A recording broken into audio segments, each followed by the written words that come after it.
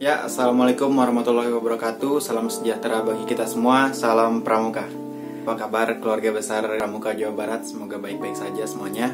Untuk jumpa kita kali ini, kita akan mengadakan atau melaksanakan distraksi episode 2, yaitu dengan metode atau dengan cara podcast, yang kita kali ini kedatangan tamu yang luar biasa. Setelah kemarin bersama Ketua Dewan Kerja Daerah Jawa Barat, kali ini kita akan berbincang-bincang bersama Purna Ketua Dewan Kerja Nasional. Kita semua tahu Kak Yuda Adiaksa, beliau orang yang hebat, beliau orang yang menginspirasi kita semua sebagai bagian dari Gerakan Pramuka. Untuk itu, kita dalam episode kali ini yang membahas tentang kaderisasi Gerakan Pramuka di masa new normal atau di era new normal ini, kita akan bahas bersama beliau sehingga kita semua tahu dan tetap bisa menjalankan kegiatan-kegiatan atau program-program kaderisasi meskipun dalam keadaan seperti ini begitu. Karena kita semua tahu sekarang seluruh program atau kegiatan yang sudah kita semua rencanakan nampaknya diundur atau berubah metode, sehingga kita harus melakukan banyak penyesuaian. Untuk itu kita bahas bersama Kak Yuda agar kita tercerahkan atau mendapat inspirasi sehingga kaderisasi Gerakan Pramuka khususnya penegak Pandega Jawa Barat dapat terus berjalan dan berlanjut sebagaimana yang kita harapkan. Cek videonya.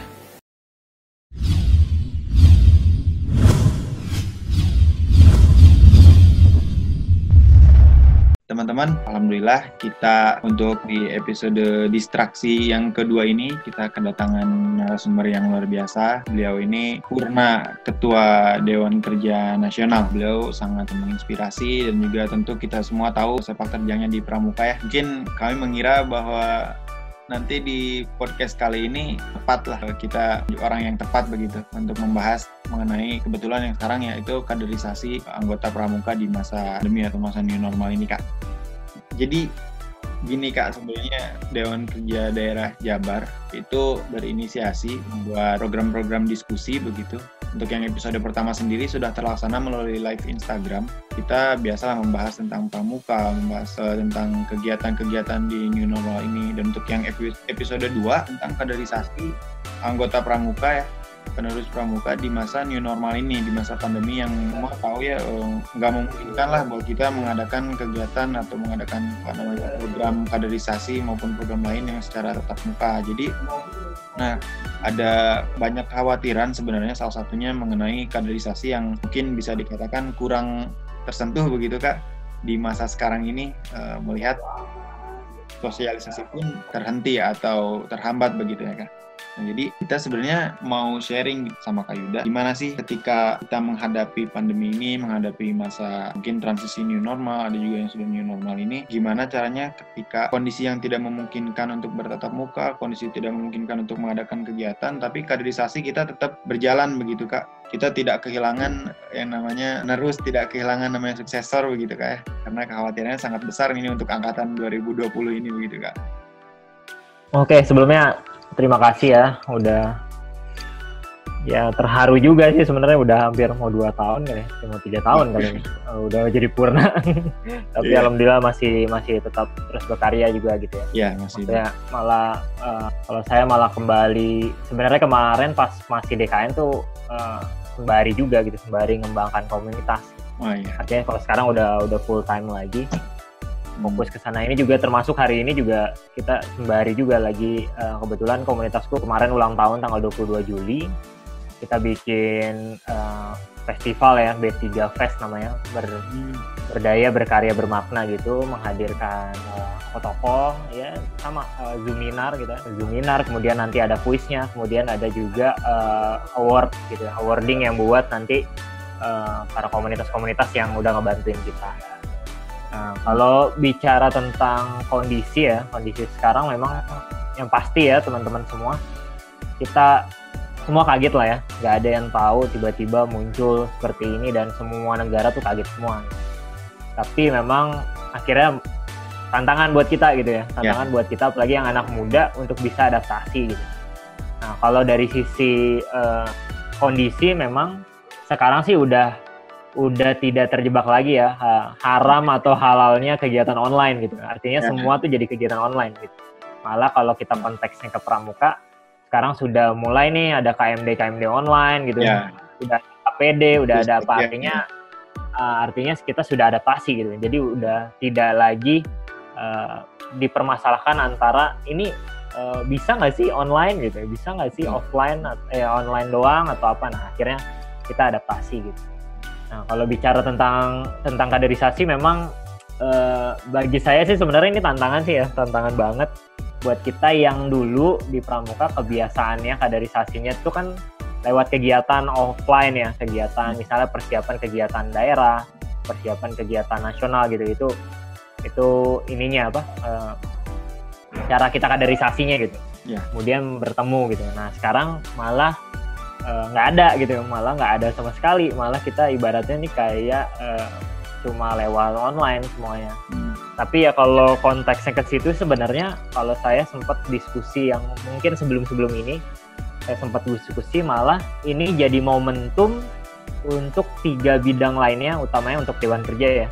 Ini momentum untuk kita mengembangkan diri ke 3 bidang ini. Kalau yang dulu kita cuma 1 bidang doang ya yang kita terlalu kembangkan, mungkin yang sangat over mungkin. Itu adalah bidang kegiatan, tapi akhirnya 3 bidang ini jadi kayak kesempatan nih untuk bisa jadi jadi motor gitu, jadi motor di kondisi kayak sekarang gitu Pak. Bidang kajian, bidang penelitian evaluasi, bidang pembinaan pengembangan. Artinya ada peluang gitu ya. Dan memang ternyata ya salah satu bisa dibilang lah ya, salah satu yang membuat organisasi sehat itu ya 3 bidang ini gitu kan. Karena kan kalau kegiatan apalagi di Pramuka sebenarnya konteksnya adalah evaluasi. Maksudnya kegiatan apapun di Gerakan Pramuka kita evaluasi, artinya misalnya ada kegiatan nasional ya kita berarti ngevaluasi peserta didik bagaimana mereka dididik di gugus depannya masing-masing gitu. Bisa nggak sih bertahan selama 7 hari gitu ya? Bisa nggak sih dia ngedirin tenda sendiri atau apa, kan kayak gitu ya kondisi. Ya kalau saya sih ngelihatnya kayak gitu ya, mungkin yang pertama ya. Jadi ini jadi kayak peluang. Ya awalnya dari tantangan, akhirnya jadi peluang, dan akhirnya sekarang sudah masuk fasenya mungkin kreasi. Maksudnya kreativitas nih. Bagaimana kita menyeimbangkan antara online dan offline gitu. Artinya udah digabung lah kalau bahasa dalam bahasanya marketing ya, namanya omni channel gitu. Artinya kita memanfaatkan dua dunia, dunia maya dan dunia nyata. Mungkin itu dulu dari saya. Terus intinya ya kita kondisi mau mudah ataupun sulit ya semuanya jadi kesempatan tentunya buat kita juga ya kayak harusnya kita bisa explore lagi mungkin dengan metode yang baru, dengan yang segala hal yang perlu disesuaikan begitu ya Kak. Nah, tapi faktanya gini loh Kak, maksudnya kita melihat bahwa mungkin yang ada di pikiran kita yang menurut kita idealnya yang menurut kita bisa untuk dilaksanakan, mungkin ya kita beralih menjadi serba online terlebih dahulu seperti yang tadi Kak katakan. Cuma maksudnya di realitanya itu kalau saya sendiri Kak ada hambalan yang dia itu kesulitan bergerak, dalam artian ya dia sangat terbatas begitu Kak ininya tentang kegiatannya, apalagi kaderisasinya juga dia seolah-olah menunggu begitu Kak. Sedangkan kita nggak tahu ini beresnya kapan gitu kan. Seolah menunggu, jadi kegiatan kaderisasi dia seadanya begitu gitu, paling kajian atau dan lain sebagainya. Sementara kaderisasi, sosialisasi pun mereka sangat terbatas untuk dilakukan gitu. Nah, saya melihat kondisi ini sangat berisiko bagi teman-teman yang belum bisa menyesuaikan begitu, entah kendala secara teknis maupun kendala yang lain-lain, sehingga akibatnya mungkin kaderisasi untuk tahun ini atau 2 tahun ke depan juga kurang atau bahkan lebih jauh menyusut begitu Kak dibandingkan tahun-tahun sebelumnya begitu. Sementara kita tahu pentingnya kaderisasi. Kalau misalnya sekarang tahun ini tidak ada, tahun-tahun berikutnya ya kemungkinan sangat mungkin juga untuk hal yang sama terulang kembali begitu mengenai kaderisasi. Nah, jadi pentingnya kaderisasi itu sebenarnya bisa dijelaskannya seperti apa gitu Kak, supaya teman-teman di sini sebisa mungkin kondisi seperti apapun teman-teman ini mau nggak mau kita harus punya kader begitu loh Kak, maksudnya. Ya, Karena betul. nggak semua bisa nangkep sekarang gitu kan ya. Betul. Kondisi begini. Kalau konteksnya gudep ya, ini juga tantangan juga. Saya juga Ya. ngebantuin gugus depan saya juga kan kemarin. Ini hari latihan daring kedua nih hari Oh ini. iya. Kalau kemarin pertama tantangan kita kemarin kalau konteksnya di gugus depan, kami memproduksi video yang sepertinya dulu kan nggak ada ya, maksudnya ketika unjuk gelar ya, kalau bahasa di gugus depan saya unjuk gelar eskul itu kan udah nggak ada kan berbentuk offline, akhirnya jadi online. Artinya kemarin kita udah ikhtiar masukin ke YouTube gitu untuk perkenalan dan lain-lain. Kemudian yang kedua, akhirnya kemarin yang minggu lalu udah ada latihan daring pertama, itu pun juga lewat YouTube gitu. Lewat YouTube kita produksi materi tentang pengenalan dasar dan yang lain. Nah, yang hari ini kita karena ya itu ya tantangan, ini kita juga lagi adaptasi gitu. Artinya ada satu kendala memang dalam hal pembuatan video, ada yang susah, tapi akhirnya kita putar otak. Hari ini malah jadi latihan, kita kasih film pramuka. Kebetulan Gudepku bikin film gitu, namanya Impresa, itu bisa teman-teman lihat di YouTube. Itu kita langsung bikin sinopsisnya, maksudnya mereka suruh lihat, suruh nonton gitu. Upayanya supaya mereka ibaratnya kan sekarang nih dalam tahap pengenalan ya, kalau kita ngomongin kaderisasi nih, apalagi yang teman-teman yang baru gitu, yang baru mau masuk ke gerakan pramuka, artinya mereka harus dibuka nih seluas-luasnya cakrawalanya gitu, terkait gerakan pramuka itu sendiri. Nah, itu kalau konteks di Gudep. Kemudian juga kita juga udah sempat bincang juga bahwa akhirnya kita nggak bisa lewat online doang Kak gitu. Artinya kita kemarin udah disepakati nanti di latihan keempat, mungkin latihan keempat atau latihan kelima, kita yang turun Kak ke rumah-rumahnya mereka. Jadi kita udah bagi nih, ada pembinanya, ada penegaknya gitu ya. Ada penegaknya. Kebetulan kalau saya pangkalannya di SMP Kak. Saya pangkalannya di SMP, tapi alhamdulillah ada penegak, ada pandeganya, ada pembinanya gitu. Artinya kita udah bagi tim gitu ya, nantinya kita bakal ke rumah mereka gitu ya, untuk bisa langsung peluang juga sih sebenarnya kita lebih kenal sama orang tuanya gitu. Malah kemarin juga kita coba zonasi gitu ya. Ibaratnya rumah-rumah yang memang dekat sama tempatnya, misalnya rumahnya berdekatan nih, ya udah kumpulnya di satu tempat gitu. Oh iya. Karena kan kalau bacaannya sekarang ya Kak, kalau bacaannya kita ngomongin new normal, sebenarnya kan 3 kata kunci aja menurut saya kalau new normal ini. Yang pertama disiplin protokol kesehatan gitu, artinya pakai masker, cuci tangan, kemudian ya itulah protokol kesehatan yang pertama gitu ya. Yang kedua jaga jarak aman ya kan, artinya jaga jarak aman, kita punya ya 2 meter lah ya. Jarak-jaraknya gitu satu sama lain, pokoknya punya jarak aman. Yang ketiga adalah pengurangan kapasitas gitu. Artinya yang biasanya 10 orang ya kita kurangin gitu 5 orang. Nah, makanya kemarin pun pas kita zonasi itu ya udah kita kumpul 5 orang penggalang di rumah ini, ya udah kitanya yang turun langsung. Artinya ketika udah masuk ke praktek gitu, kalau nggak salah latihan keempat sama latihan kelima tuh udah mulai pioneering, udah mulai semapur. Materi tetap lewat online gitu ya untuk bisa pengawasannya, tapi nanti prakteknya langsung kita datengin ke rumahnya masing-masing. Rumahnya, makanya kemarin sempat kita bincang ya di Gugus Depan, ternyata tuh bukan new normal sebenarnya kalau di pramuka, tapi back to normal Kak.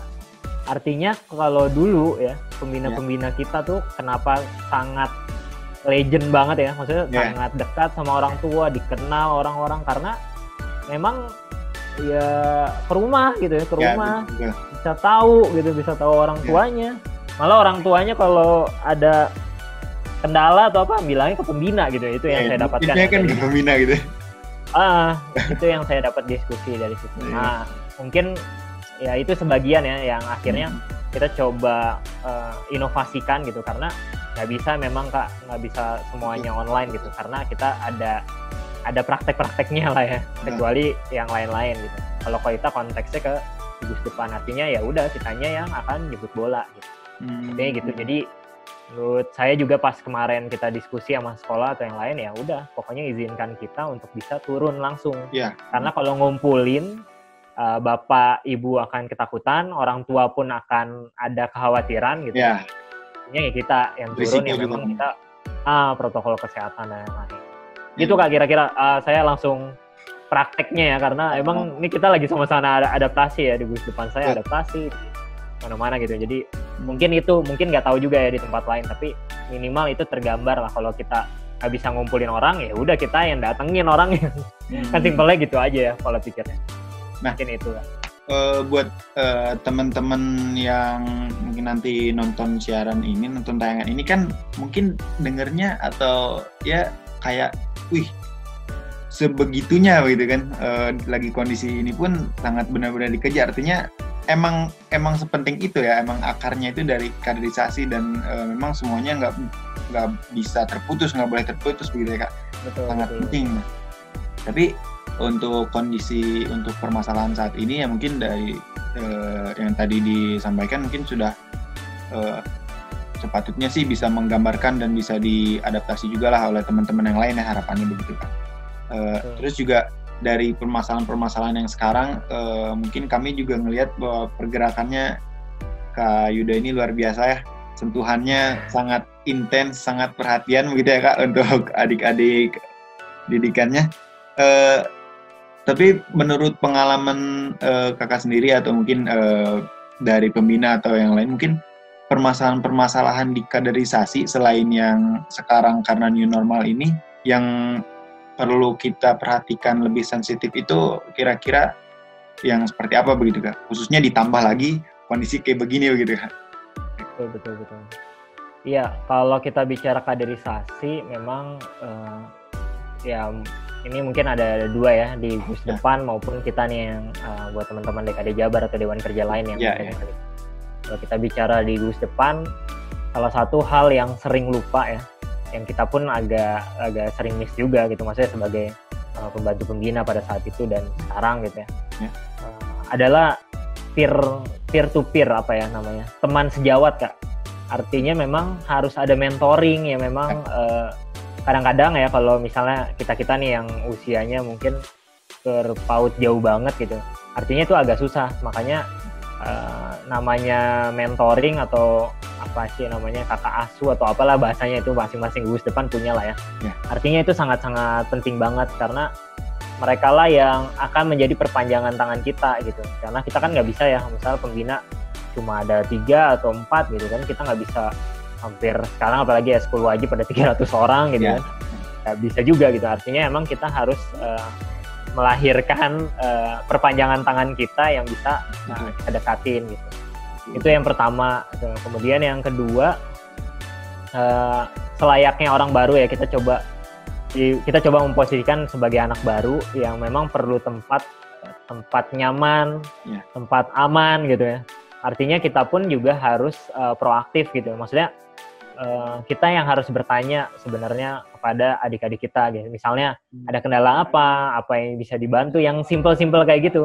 Nah kadang-kadang kan kalau yang kita sering lupa tuh kadang-kadang ya pola pikirnya yang salah gitu. Pola pikirnya kalian kan yang mau masuk, ya udah kalian dong yang nyesuaiin. Nah itu yang mungkin yang sering miss ya. Yang sering miss artinya cara bertanya, cara menjawabnya dan lain-lain. Nah kalau untuk konteks di Dewan Kerja gitu, kalau konteks Dewan Kerja, kalau saya sih sangat percaya akan momen waktu Kak, momentum. Artinya kalau kita secara normal kemarin gitu pengalaman saya, pasti itu kita akan melakukan namanya kaderisasi atau perekrutan anak baru atau apapun lah ya. Namanya itu pasti maksimal ya, mungkin minimal atau maksimal saya nggak tahu. Tapi kalau saya kemarin pengalaman itu 3 kali kan, 3 kali melakukan.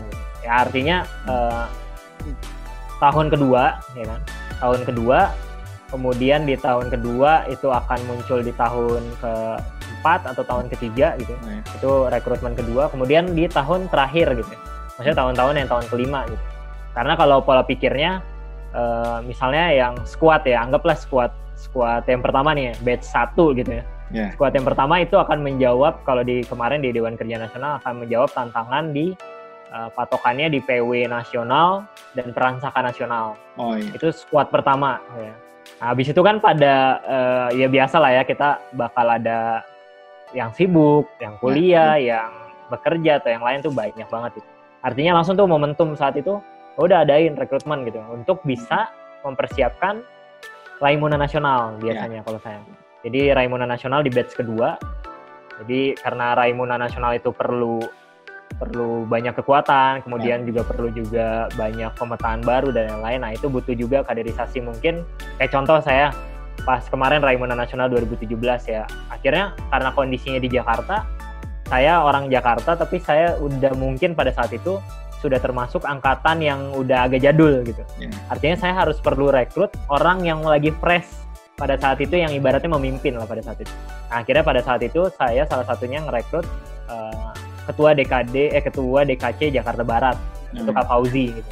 Artinya emang kita perlu yang memang lagi fresh gitu untuk bisa masukkan. Kemudian mungkin DKD yang sekiranya mungkin ya ini kita kan lagi ngobrol ya. Kita seru-seruan aja ya. Mungkin yang agak-agak berisik gitu ya. Mungkin yang agak-agak frontal atau yang lain untuk kita tarik gitu untuk bisa dapat masukan. Bisa dapat apa. Nah, itu yang kedua kan. Maksudnya angkatan kedua nih, rekrutmen kedua. Kemudian rekrutmen ketiga ya menuju Muspanitra Nasional gitu. Artinya yang harapannya yang bisa melanjutkan di Muspanitra Nasional selanjutnya. Di kepengurusan selanjutnya, mohon maaf. Jadi kepengurusan selanjutnya sehingga mereka nih orang-orang yang memang akan diteruskan, mereka sudah mendapatkan dinamikanya dan sudah tahu proses bahan ini diramu kayak gimana, kemudian perkembangannya kayak gimana dan lain. Dan pasti kalau saya karena dua periode ya kemarin, pasti saya meninggalkan minimal tuh 5 atau 6 lah dari kepengurusan yang sebelumnya. Artinya emang nggak bisa dikit banget, nggak bisa banyak banget gitu. Artinya emang akan ada kaderisasi. Profesional dan ya sama ya kalau di Dewan Kerja sama penegak Pandega memang harus diseimbangkan gitu. Ya, kita rekrut semuanya penegak pada saat tahun pertama tiba-tiba ini semua jadi Pandega sekarang. Betul. Kira-kira kayak gitu sih kalau saya, maksudnya berdasarkan pengalaman kemarin baik di Gus Depan maupun di Dewan Kerja. Nah, artinya berarti permasalahan-permasalahan di sini bukan cuma ketika dihadapkan dengan hal-hal yang seperti ini gitu ya, hal-hal faktor alam mungkin atau faktor-faktor eksternal, tapi permasalahan-permasalahan yang mungkin persoalan-persoalan seperti tadi, mungkin kalau bahasanya di bola ada pertandingan yang ini kita racik pasukan yang baru, kita yang baru gitu ya, pertandingan selanjutnya ada hal yang baru lagi, ya mungkin persoalan-persoalan itu juga perlu kita fokuskan, bener ya. Betul. Dan juga mungkin kalau saya tambahkan ya, kalau kita ngomongin klasik di kaderisasi di Dewan Kerja, kita akan ketemu sosok-sosok yang memang fokus kuliah, fokus bekerja, fokus beasiswa, dan mungkin ada juga sebagian teman-teman kita yang lagi jadi bucin ya kan, kita nggak bisa nutin, ya kan, maksudnya itu jadi fakta karena saya pun di kepengurusan kemarin ya unik sih ya, kemarin saya kepengurusan kemarin ini saya 4 kali ganti wakil ketua karena keren-keren semua wakil saya. Yang pertama Kak Serliana Vita tuh yang sekarang jadi millennial influencer, itu dia dapat beasiswa S2 di Australia. Ya udah, kita mau kayak gimana, nggak bisa ditahan juga kan. Yang pasti saya cuma pada saat itu minta tolong matangkan kader yang kamu siapkan. Betul. Kemudian yang kedua muncul ada dari kepengurusan yang sebelumnya saya juga yang bareng-bareng sama saya itu Kak Neni. Kemudian itu dapat beasiswa di Indonesia, dapat program Indonesia Mengajar. Artinya udah gitu, maksudnya ya udah kamu persiapkan aja gitu artinya. Kemudian yang ketiga masih bertahan, yang keempat ganti gitu. Keempat waktu itu Kak Pristida itu dapat beasiswa di Jepang. Artinya yang kayak apa ya nanti mungkin kamu bakal bisa lebih kupas lagi ya, tapi saya udah ketemu yang kayak gitu-gitu Kak, maksudnya ketemu yang kerja, ketemu yang gua bulan depan nikah atau apa ya udah gitu. Kayak gimana gitu.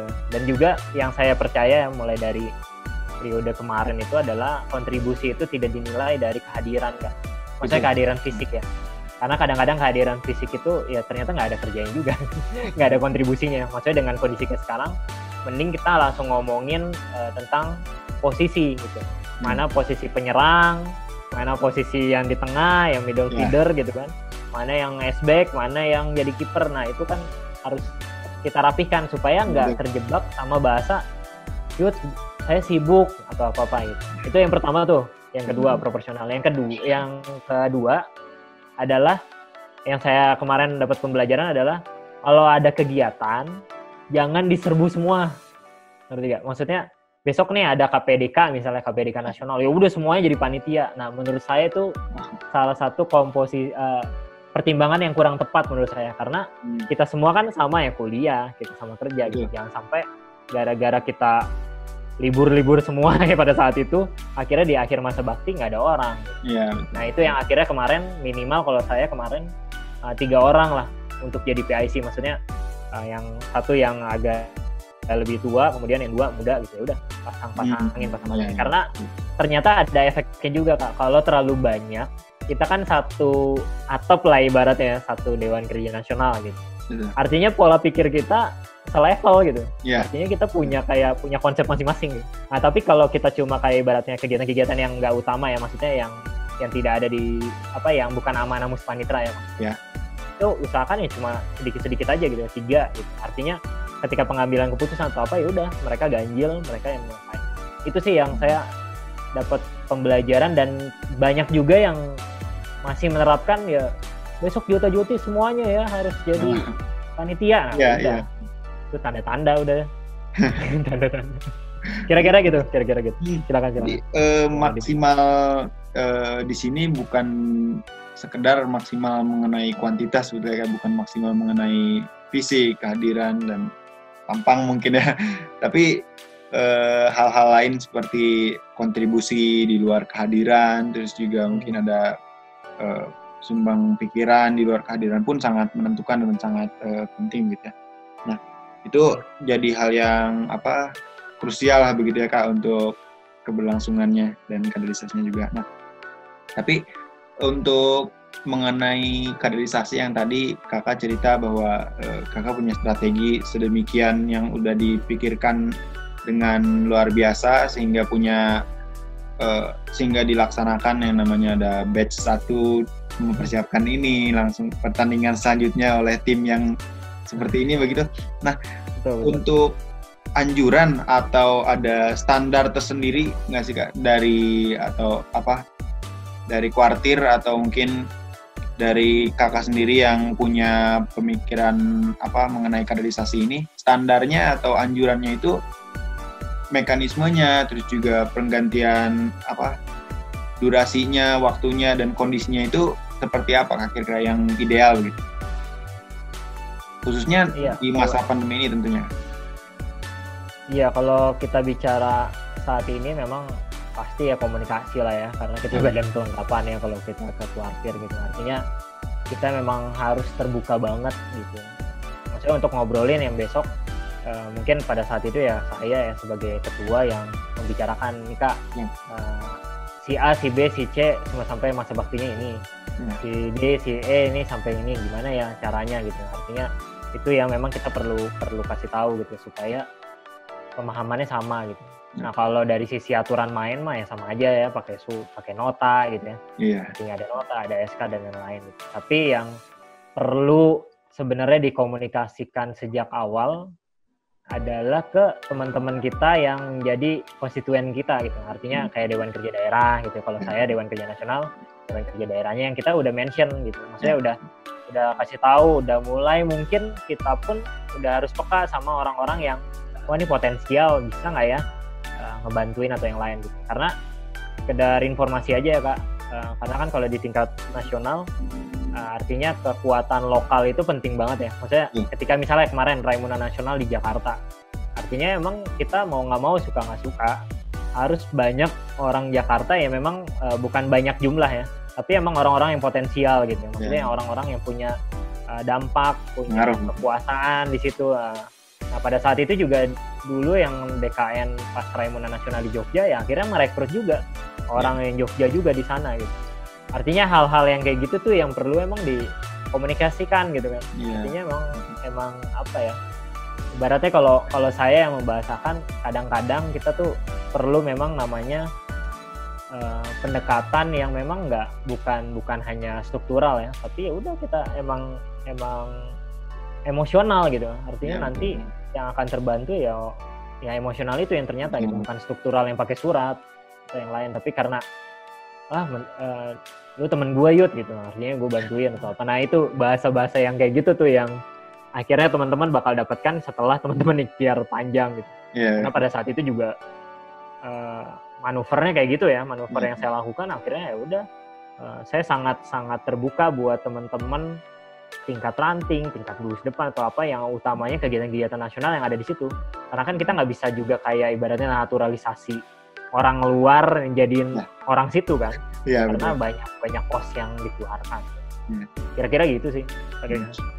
Jadi mungkin ada anjuran atau sebaiknya mungkin ya kita selain dari kepastian secara struktur bahwa penanggung jawab itu sudah dicatat sedemikian, tapi juga komposisi yang strategis mungkinnya dan pendekatan-pendekatan yang bagus juga buat keberlangsungannya gitu ya Kak. Nah, betul. Terus untuk ini Kak, di masa balik lagi ke kita masa new normal ini Kak, masa pandemi ini,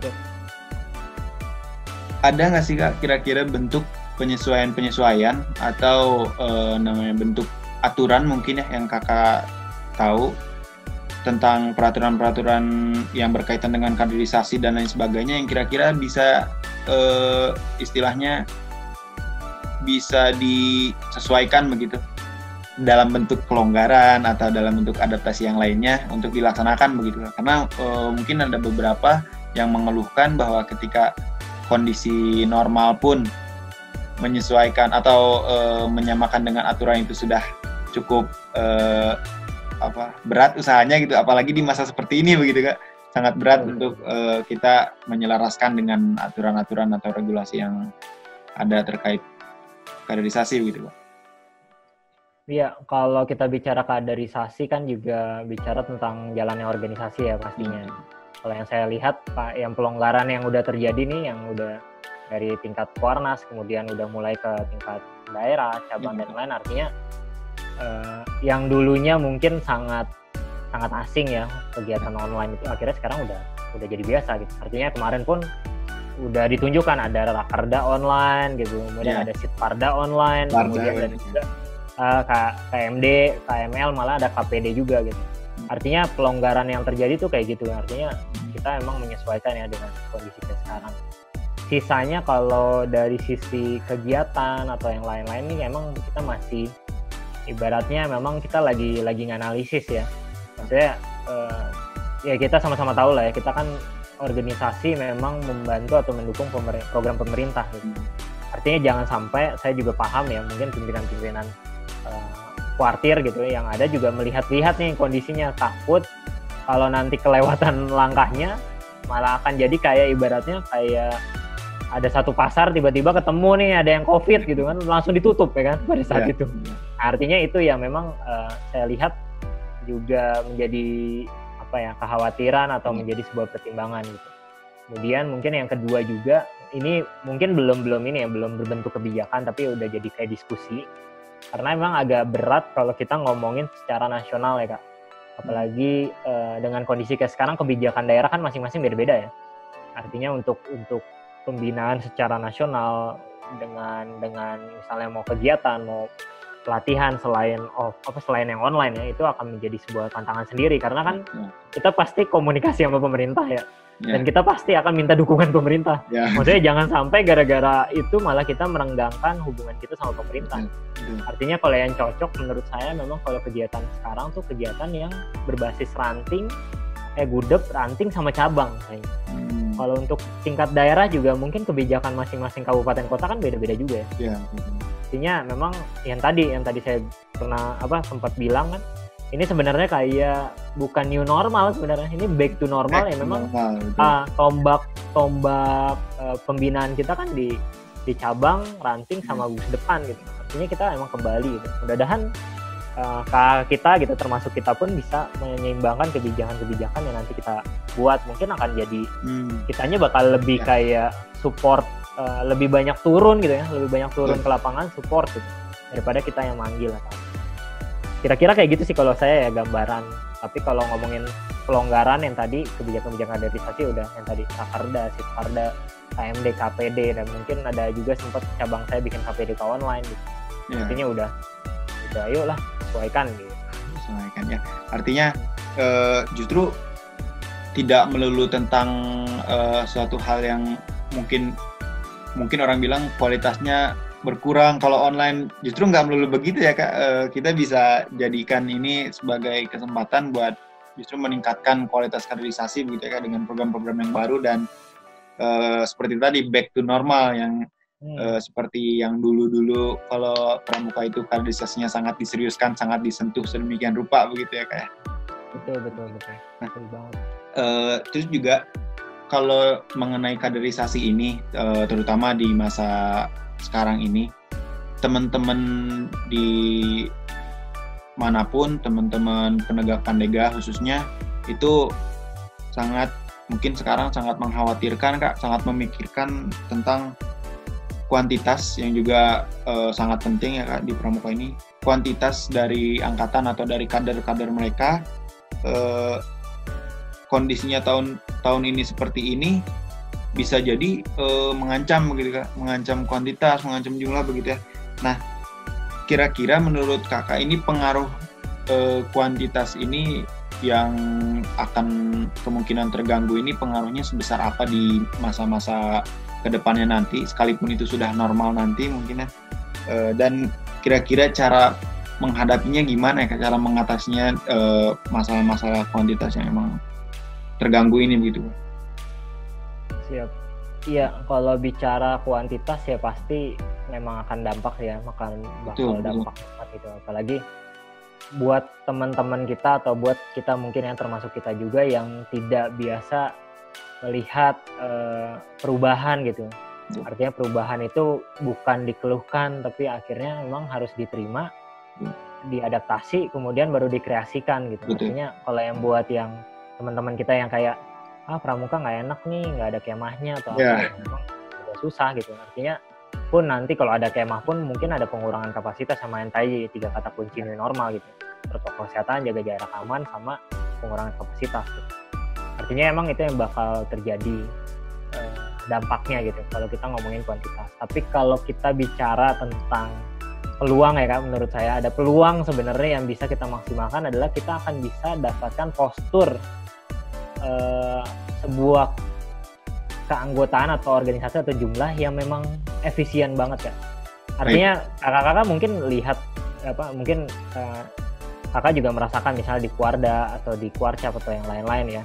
Maksudnya dulu dengan kondisi normal dan kondisi sekarang nyatanya tetap jalan juga gitu. Tetap, iya. Artinya memang akhirnya kita kayak dapat sebuah secara tidak langsung ada assessment gitu ya, yang ternyata ini nggak penting-penting banget ya, ternyata ini juga bisa dilakukan sama 2 orang. Oh ini juga nggak perlu lah pakai surat atau nggak pakai ini, ternyata pakai Gmail atau pakai voting lewat online tuh bisa juga. Nah itu yang mungkin akan punya pola baru gitu, apalagi kalau ternyata teman-teman di kondisi pandemi kayak sekarang malah memanfaatkan untuk dapat skill dari aplikasi-aplikasi lain yang sangat memudahkan kita gitu. Utamanya ya kayak gini ya, kayak saya nih kemarin ya sempat udah lama banget ya, ketika saya mencetuskan bahwa selanjutnya ada lapangan pekerjaan baru adalah namanya DEO gitu, Digital Event Organizer. Kalau kemarin EIO, Event Organizer yang berbentuk offline gitu, sekarang bakal ada Digital Event Organizer yang kayak kita butuh yang kayak sekarang, jadi jadi pembicaranya, jadi hostnya, jadi pendaftarannya atau yang lain-lain itu bakal ada, dan sekarang udah memang itu gitu, karena secara profesional saya di tempat pekerjaan saya merchandising B2B, jadi lebih besar, jadi bukan satuan.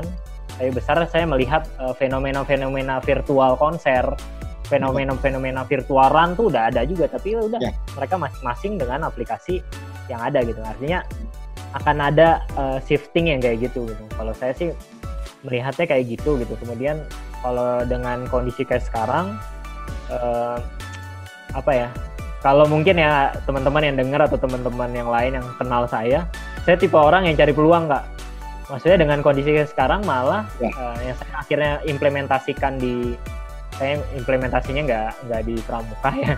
Karena mungkin ada birokrasi yang mungkin saya juga paham, ada aturan main yang agak lebih rigid banget gitu, tapi saya implementasikan di komunitas saya dan akhirnya ini jadi ajang silaturahmi yang enak banget gitu.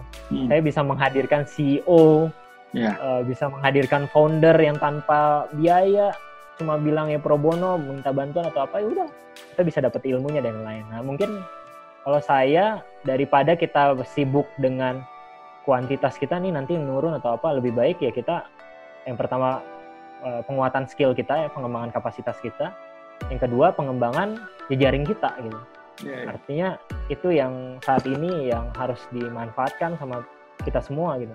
Karena kalau maksudnya jangan sampai kita jadi orang-orang yang merugi lah di pandemi ini, malah kita nggak dapat apa-apa, malah cuma kayak cuma ya penonton aja tapi nggak jadi pemain dalam hal perubahan. Kira-kira gitu kan.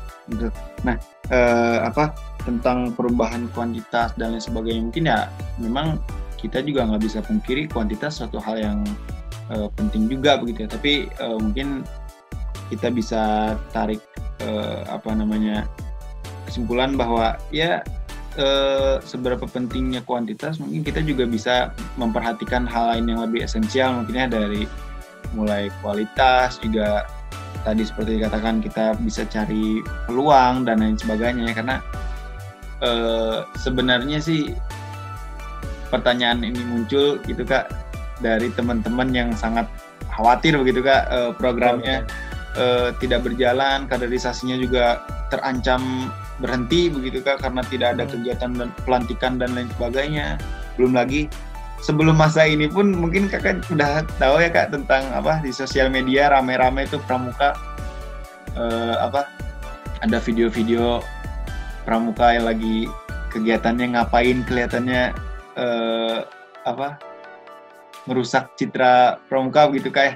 Nah, ini juga jadi Kak, jadi kekhawatiran bagi teman-teman, tanpa kondisi seperti ini pun mereka udah memandang hal yang lain dari pramuka, apalagi kondisi seperti ini gitu. Jangankan dengerin sosialisasinya gitu kan, tahu pramuka aja udah kayak begitu gitu kan, gitu Kak. Jadi kekhawatirannya cukup dalam dan bahaya juga sih menurut saya. Iya, kalau saya malah melihat peluang ya sebenarnya ini ikhtiar panjang sih ya, ikhtiar panjang bagaimana gerakan pramuka ya. Kalau saya ya punya impian adalah gerakan pramuka menjadi penyaluran tenaga kerja malah kalau saya gitu. Karena sebenarnya ide awal adanya satuan karya gitu, ide awalnya TKK gitu, kalau dilihat-lihat ini sebenarnya kita kayak dikasih jalur tapi sana gitu ya.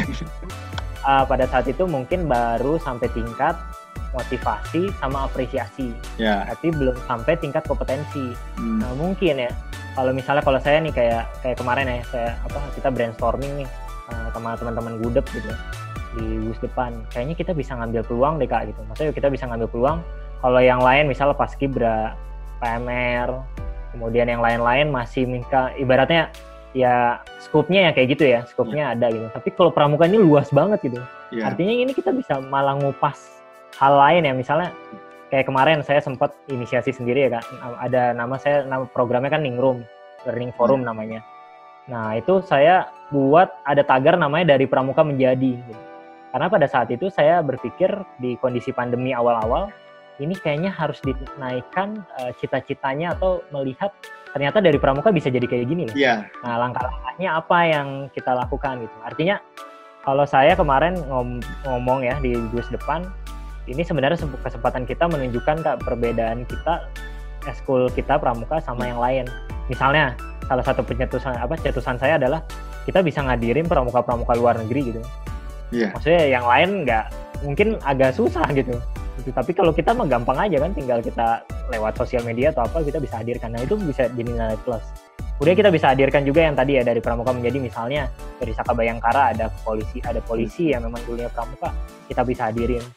Dan itu benar gitu dampak. Nah itu yang mungkin saya di kesempatan kali ini ya podcast ini saya mau menggerakkan kayak gitu loh. Maksudnya bangun, please jangan kita anak muda terjebak dengan hal yang kekhawatiran itu gitu. Nah itu pun gini sih Kak, saya akhirnya bisa berkembang kayak gini ya, pola pikir saya kan karena saya bekerja sama saya di luar ya, di komunitas gitu, bukan di pramuka doang. Jadinya saya pas lihat orang-orang lain yang mungkin inisiasinya sangat kecil, sederhana gitu, tapi ternyata berdampak banget. Sementara kita yang besar, kita jadi bingung kemana. Kira-kira gitu. Jadi sebenarnya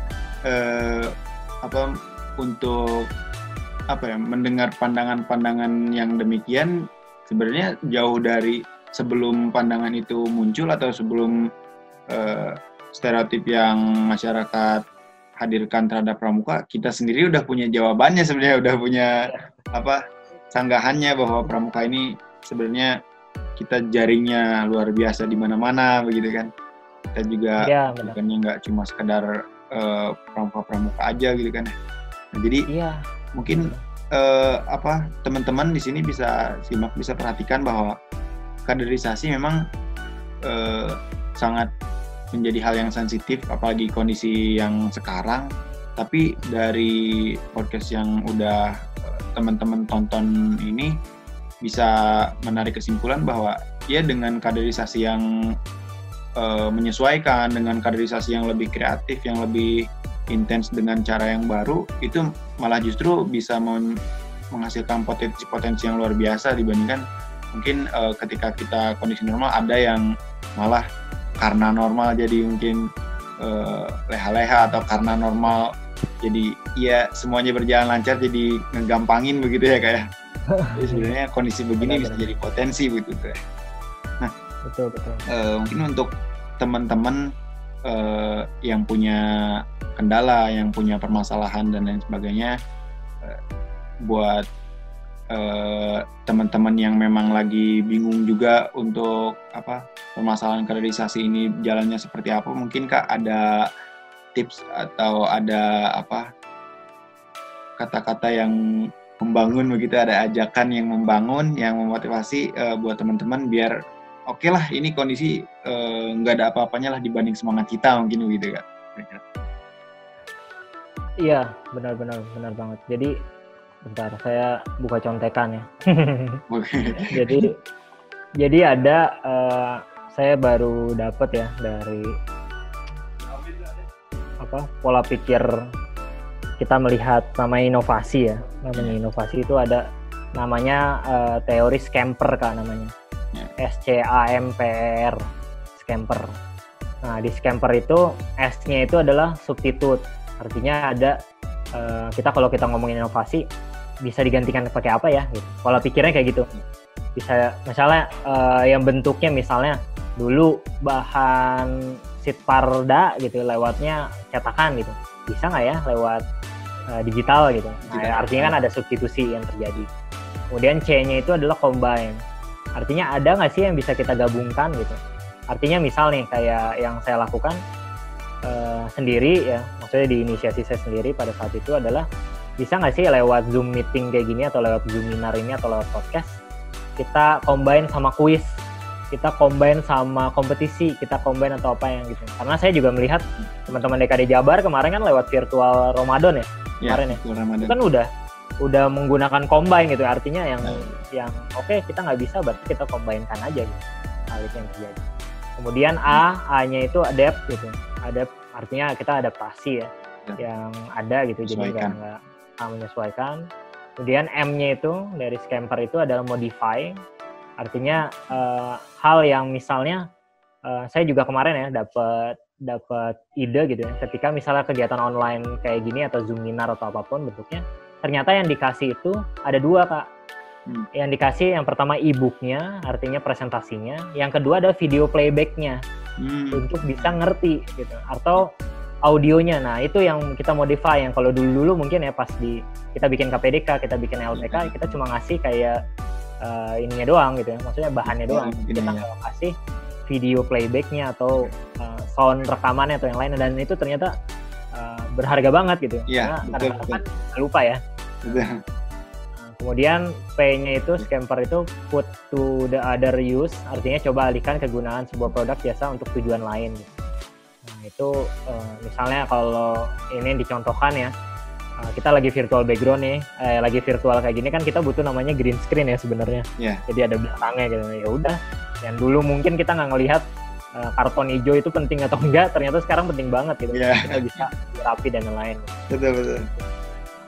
Kemudian ada juga yang E-nya itu dari scamper itu eliminate gitu, artinya ada hal-hal yang memang nggak perlu ya udah kita hilangkan gitu.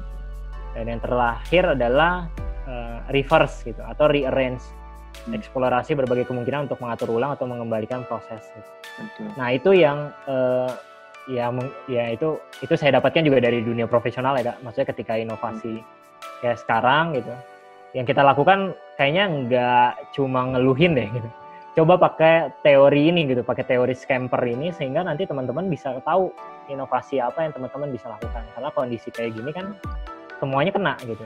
Iya. Termasuk saya ya, kantor saya pun kena juga Kak. Artinya kalau dulu jualannya banyak gitu ya, partai-partai besar 500 sampai 1000 piece gitu. Yeah. Akhirnya sekarang kita bermainnya di lewat e-commerce gitu. Tapi e-commerce-nya juga nggak sekedar cuma taruh-taruh doang, tapi ada strateginya dan top selling dan hard selling. Gitulah kira-kira kalau dari saya. Ya emang kalau saya tipenya tipe workshop sih kayak. Iya. Biasanya uji coba langsung tes gitu. Tok. Biar tahu gitu maksudnya caranya kayak gimana. Kira-kira gitu. Tapi mudah-mudahan bisa tergambarkan dan mungkin kita bakal ada lanjutannya. Betul. Karena mungkin dari bahasan yang tadi kita udah singgung dari semua topik-topik juga, saya rasa insya Allah mungkin bagi teman-teman yang udah yang lagi nonton nanti sangat menjawab, kita sangat maksudnya sangat menggambarkan lah bagi mereka itu gimana caranya mereka meneruskan kaderisasi dengan kualitas yang tetap bahkan lebih dibandingkan kondisi yang normal ya, tanpa mengandalkan atau tanpa menunggu ya kita tunggu kondisi normal lah karena sekarang tidak memungkinkan ya kan. Begitu kan. Nah jadi alhamdulillah kita untuk di bahasan kali ini cukup kompleks dan komprehensif juga ya mengenai permasalahan kaderisasi. Kakak juga tadi bahas mulai dari kelasnya Gudep, cabang, daerah dan nasional yang berbeda-beda, terus juga dari detail-detail mengenai kegiatan juga kita sudah bahas, dan insya Allah ini menjadi inspirasi dan menjadi motivasi buat teman-teman gimana caranya kondisi seperti apapun kita tetap survive dan tidak ada alasan untuk memutus kaderisasi dan memutus perjuangan kita dalam menyampaikan hal-hal positif begitu melalui Pramuka salah satunya ya kayak. Mungkin podcast kali ini alhamdulillah topik-topik semua bahasan sudah kita kupas. Alhamdulillah semua sudah terjawab dengan luar biasa dari ilmu, dari pengalaman, dan dari pengetahuannya Kak Yuda yang luar biasa ini ya Kak. Alhamdulillah, terima kasih banyak. Mungkin ada pesan-pesan buat teman-teman yang nonton. Tidak selalu mengenai kaderisasi sih, mungkin ada pesan-pesan dari Kakak khusus untuk podcast kali ini begitu Kak? Untuk podcast ya insya Allah lah. Ya kalau dari saya sih kondisi kayak pandemi kayak sekarang nih emang kesempatan kita buat bahasanya muhasabah diri lah ya. Kalau saya sih lebih maunya ya, maksudnya memberikan pesannya adalah apalagi buat Gerakan Pramuka, kita tahu sendiri dasar dharma pertama kita ya takwa kepada Tuhan Yang Maha Esa gitu. Artinya memang kata kunci yang dari dulu yang mungkin kita kayak nganggap itu hal biasa, tapi ternyata itu kena banget. Yang tiga kata itu Kak, iman, ilmu, amal gitu. Artinya dengan kondisi kayak sekarang ya, saya sih mengajak teman-teman semua, hello, ini dengan cuma virus yang kecil banget, kita bisa lemah banget gitu. Artinya secara iman kita harus tahu bahwa kita nggak selamanya ada di sini gitu. Artinya itu yang kita emang harus tingkatkan sehingga kita tahu kondisi kayak sekarang, kita harus bersyukur. Itu, gitu ya, kita harus banyak-banyak bersyukur, jangan terlalu mentang-mentang usia muda ya kata siapa kan meninggal juga nggak tergantung usia gitu. Nah kemudian yang kedua adalah ilmu gitu. Artinya dengan kondisi kayak sekarang ya kita harus jujur gitu. Kita harus jujur kita nggak punya ilmunya Kak gitu. Dengan yang tadi yang kita kupas, artinya kita nggak cukup ilmunya Kak ternyata untuk bisa ngadepin ini. Nah, artinya kita harus belajar gitu. Belajar dengan orang-orang yang memang udah punya ilmunya gitu. Nah setelah udah punya ilmunya, artinya emang kesempatan kita untuk mengamalkan. Artinya beramal ini nggak harus kita ngeluarin uang atau apapun ya, sekedar cuma kita sama-sama ngebantuin mengembangkan namanya konten positif aja tuh udah luar biasa gitu. Iya. Dengan yang teman-teman DKD Jabar lakukan, minimal ya dalam waktu mungkin setengah jam mereka akan tersita waktunya untuk bisa dengerin kita gitu, daripada kemana-mana gitu ya pola pikirnya atau bingung sendiri gitu, atau mengerjakan hal yang sia-sia gitu. Artinya hal-hal yang kayak gitu aja tuh sangat-sangat berdampak sama kita. Nah mungkin itu kalau saya ya pesannya, ada iman, ada ilmu, ada amal, sehingga teman-teman melihat kondisi pandemi kayak sekarang yang katanya setiap 100 tahun sekali ya ada penyakit yang global kayak gini. Ya, ini kita harus akui gitu, ini kehendak Allah loh gitu. ya. Kita nggak bisa ngomong kayak gimana dan menyalahkan siapa gitu. Betul.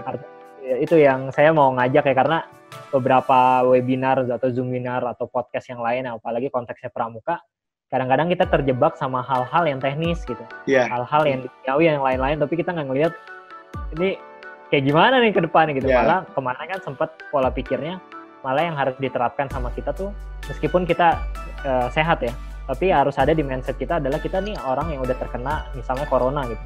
Artinya dengan kita menganggap diri kita udah kena corona, artinya kita menjaga jarak aman, kita jaga jarak juga sama. Jadi bukan ngomongin dirimu doang gitu. Itu kayak yang bintang Emon ya, yang sempat viral kan.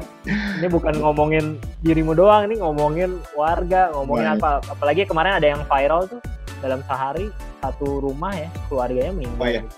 Kondisi kayak gitu. Terus kemudian ada juga faktanya yang kemarin bikin pernikahan yang mungkin maksain atau kayak gimana, tiba-tiba yang jadi pernikahan yang agak serem juga gitu. Iya betul, membahayakan. Nah kira-kira gitulah pesan saya kalau kita ngomongin teknis atau yang lain-lain. Insya Allah lah kita ikhtiar bareng gitu. Tapi kalau ngomongin iman nih, ya insya Allah lah hidayah masing-masing. Amin. Ya, nah, alhamdulillah. Terima kasih banyak obrolan yang luar biasa ya, perbincangan yang sangat berisi. Ini kalau daging banget ya, daging. Iya betul. Kalau mungkin orang bisa lihat bahwa ya video kita sekarang ini isinya daging semua gitu kan, karena bener-bener kalau orang makan ini sangat mengenyangkan kak. Tapi tidak mengandung bawang ya kak. Ya. Untuk itu baik teman-teman penegak Pandega dimanapun berada, terima kasih telah menonton video ini sampai akhir, dan semoga video ini menginspirasi, memotivasi kakak-kakak semua. Semoga langkah-langkah yang kita ambil demi menyampaikan atau demi meraup hal-hal positif selalu dimudahkan, dan kita juga tidak lupa berdoa agar kondisi segera normal, semuanya segera kembali seperti semula. Dan untuk episode podcast yang ketiga, silakan kakak tunggu kabarnya. Nah, untuk video kali ini dicukupkan sekian. Terima kasih. Wassalamualaikum warahmatullahi wabarakatuh. Waalaikumsalam warahmatullahi wabarakatuh.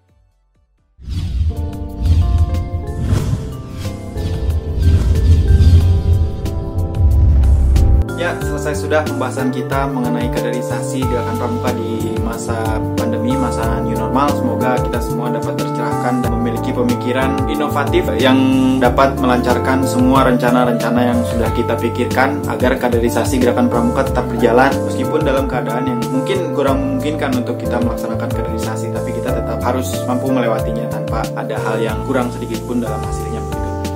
Ya, untuk itu terima kasih yang sudah menonton hingga akhir, terima kasih yang sudah memperhatikan, dan jangan lupa diterapkan untuk organisasi atau untuk di pangkalan masing-masing atau di kelompoknya masing-masing agar semua tetap berjalan dengan lancar. Tunggu video berikutnya.